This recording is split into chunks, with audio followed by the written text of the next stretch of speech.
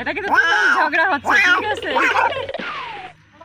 আচ্ছা হাসান ভাই, আপনি তো অনেকগুলো কণ্ঠ নকল করতে পারেন, তো আপনার কাছে একটা আবদার, যে ছোট যে কুকুরের বাচ্চা আছে ওই ডাকটা যদি আপনি একটু আমাদেরকে শোনাইতেন।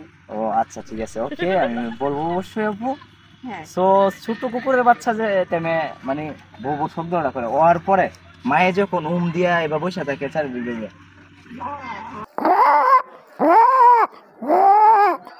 মানে হালকা শীত শীত লাগে, তো এই জন্য এরকম আর কি। আর যখন আর একটু বড় হয়ে যায়, মানুষের চাকা মিলে মারে কুকুরের বাচ্চার গায়ে, তখন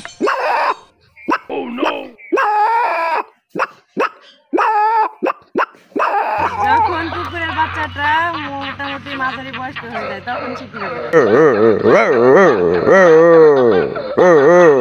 আমি ময়না পাখির মতো কথা বলতে পারি। বিড়ালের হাসান ভাই একটা কুকুরের 3 প্রকারের ডাক আপনাদেরকে শোনাইছে, কেমন লাগছে আপনারা বলবেন। আর এখন আপনাদেরকে বিড়ালের ডাকটা শোনাবো। ছোট্ট বিড়াল যখন ভাত খাইতাম ছোটবেলা পাটিতে বসে, তখন ছোট্ট একটা বিড়াল আসছে, আচ্ছা তারে কাঁঠা দেওয়ার জন্য বা ভাত দেওয়ার।